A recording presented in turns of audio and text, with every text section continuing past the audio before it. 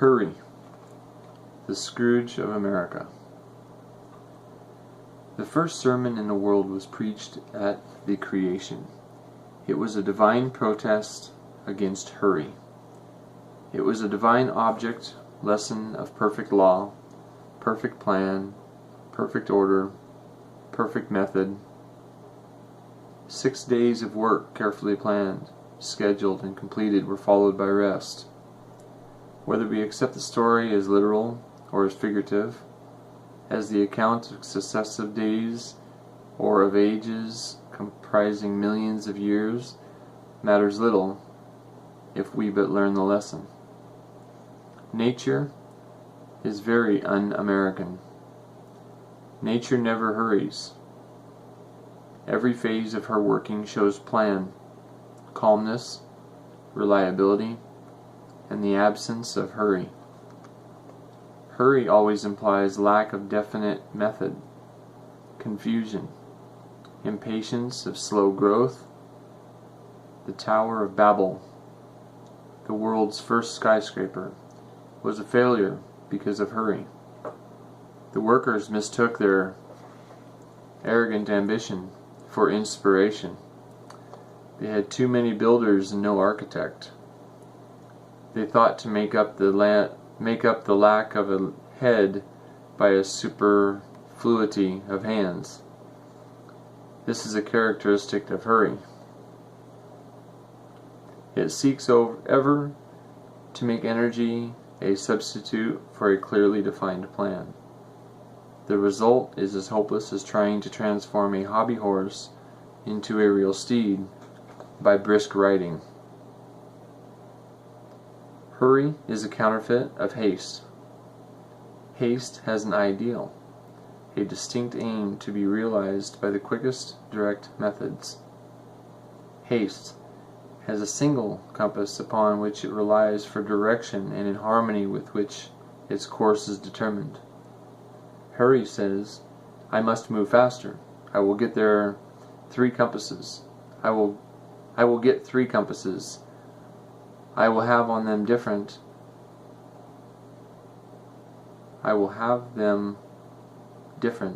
I will be guided by all 3 of them. One of them will probably be right. Hurry never realizes that slow, careful foundation work is the quickest in the end. Hurry has ruined more Americans than has any other word in the vocabulary of life. It is the Scrooge of America, and is both a cause and a result of the high-pressure civilization. Hurry adroitly assumes so many masquerades of disguise that its identity is not always recognized. Hurry always pays the highest price for everything, and usually the goods are not delivered. In the race for wealth, men often sacrifice time, energy, health, home, happiness, and honor. Everything that money cannot buy, the very things that money can never bring back. Hurry is the phantom of paradoxes. Businessmen, in their desire to provide for the future happiness of their family, often sacrifice the present happiness of wife and children on the altar of hurry. They forget that their place in the home should be something greater than merely the man who pays the bills. They expect consideration and thoughtfulness that they are not giving.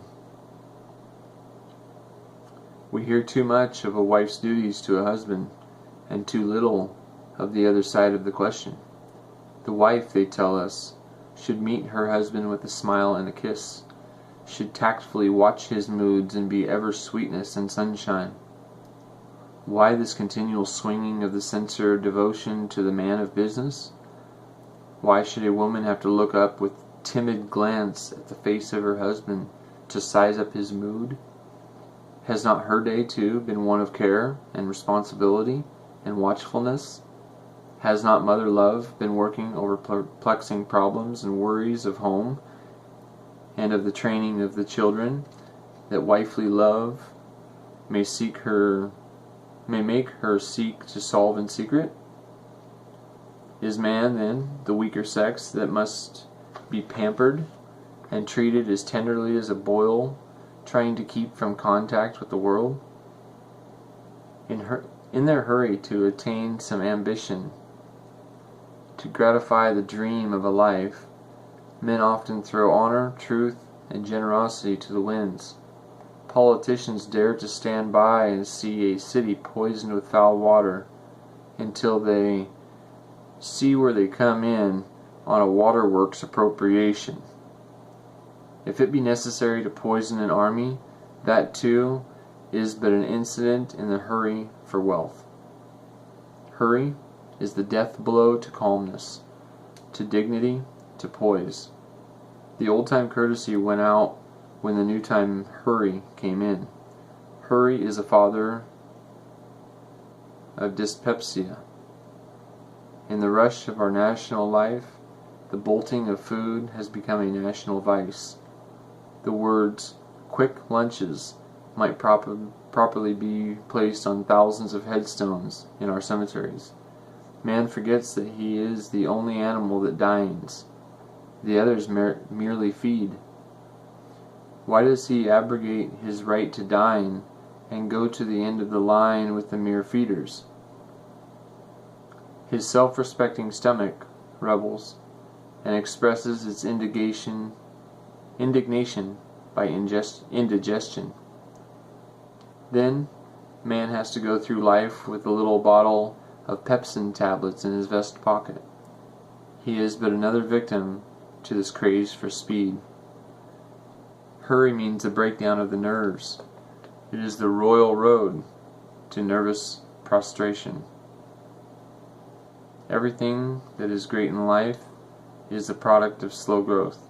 The newer and greater, the higher and nobler the work, the slower is its growth. The surer is its lasting success. Mushrooms attain their full power in a night. Oaks require decades. A fad lives its life in a few weeks. A philosophy lives through generations and centuries. If you are sure you are right, do not let the voice of the world, or of friends, or of family, swerve you for a moment from your purpose. Accept slow growth, if it must be slow, and know the results must come, as you would accept the long, lonely hours of the night with absolute assurance that the heavy-leaded moments must bring the morning. Let us as individuals banish the word hurry from our lives. Let us care for nothing so much that we would pay honor and self-respect as the price of hurrying it. Let us cultivate calmness, restfulness, poise, sweetness, doing our best, bearing all things as bravely as we can, living our life undisturbed by the prosperity of the wicked or the malice of the envious. Let us not be impatient, chafing at delay, fretting over failure,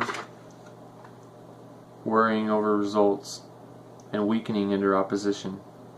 Let us turn our face toward the future with confidence and trust, with the calmness of a life in harmony with itself, true to its ideals, and slowly and constantly progressing toward their realization. Let us see that cowardly word hurry in all its most degenerating phases. Let us see that it ever kills truth, loyalty, thoroughness, and let us determine that, day by day, we will seek more and more to substitute for the calmness and repose of a true life nobly lived.